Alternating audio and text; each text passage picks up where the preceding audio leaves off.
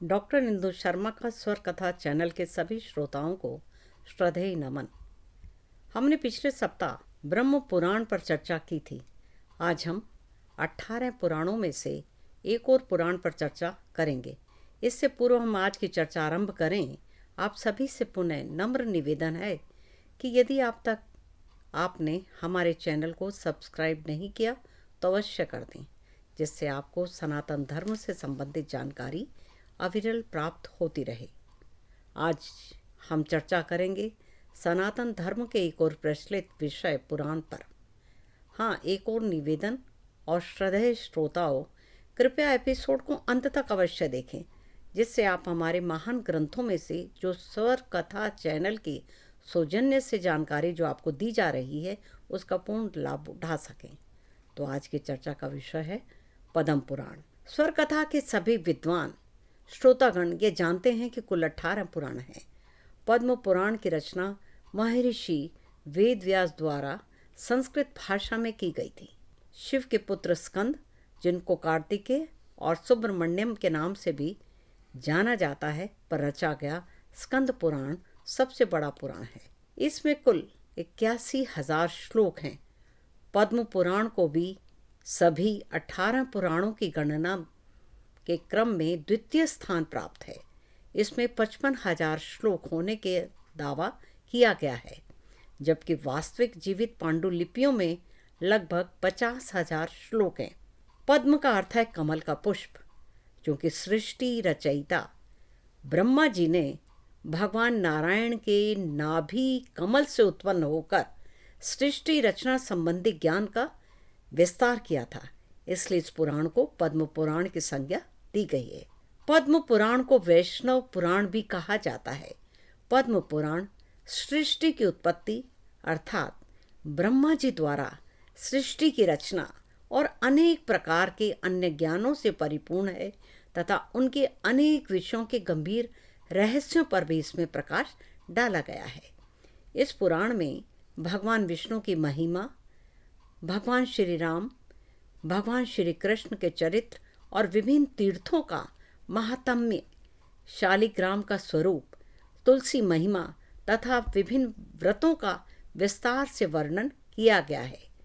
पद्म पुराण के 6 खंड प्रसिद्ध हैं: सृष्टि खंड, भूमि खंड, स्वर्ग खंड अथवा आदि खंड भी कहा जाता है, ब्रह्मखंड, पाताल खंड और उत्तरखंड।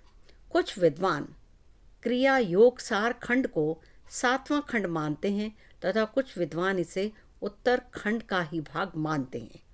यह 5 उपखंडों पोषकर खंड, तीर्थ खंड, तृतीय पर्व खंड, वंशानुकीर्तन खंड तथा मोक्ष खंड में विभाजित है। इसमें मनुष्यों की 7 प्रकार की सृष्टि रचना का विवरण है।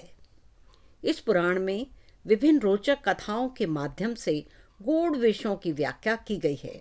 मुख्यतः सावित्री, सत्यवान, पुष्कर आदि तीर्थों का वर्णन, प्रभंजन, धर्ममूर्ति, नरकासुर, कार्तिकेय आदि की अनेक कथाएं हैं। वार्तालाप के माध्यम से भी अन्य विषयों को समझाया गया है। पद्म पुराण के 7 खंडों का संक्षिप्त परिचय इस प्रकार है।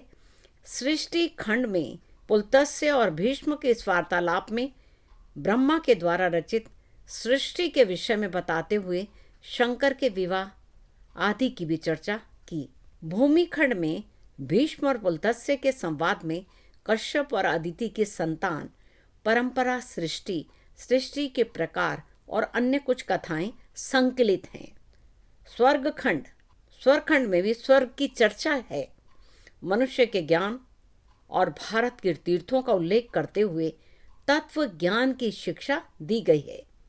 ब्रह्मखंड इस खंड में पुरुषों के कल्याण का सुलभ उपाय, धर्म आदि की विवेचन तथा निषिद्ध तत्वों का उल्लेख किया गया है। पाताल खंड में राम के प्रसंग का कथानक आया है। इससे हमें यह पता चलता है कि विष्णु और राम में कोई भेद नहीं है। उत्तरखंड में भक्ति के स्वरूप को समझाते हुए योग और भक्ति की बात की गई है। साकार की उपासना पर विशेष बल दिया गया है। पाताल खंड में कहा गया है कि जैसे आग को कोई भी छूकर जानकर अनजान में शरीर को जलाती है, उसी प्रकार श्री कृष्ण का नाम किसी भी प्रकार से कोई ले तो उसके समस्त पाप नष्ट हो जाते हैं। उत्तराखंड में शिव व पार्वती के माध्यम से विधर्मियों के विषय में वर्णन किया गया है। इसे कुछ विद्वानों ने पद्म पुराण का समापन खंड भी माना है और सातवें में क्रिया योग सार खंड में तत्व का विवेचन किया गया है। तो आज बस इतना ही। अगले एपिसोड में एक और भारतीय दर्शन के पुराण पर विस्तार चर्चा करेंगे। तब तक के लिए मुझे आज्ञा दीजिए। आप सभी का स्वर कथा चैनल से जुड़ने के लिए अतिशय धन्यवाद।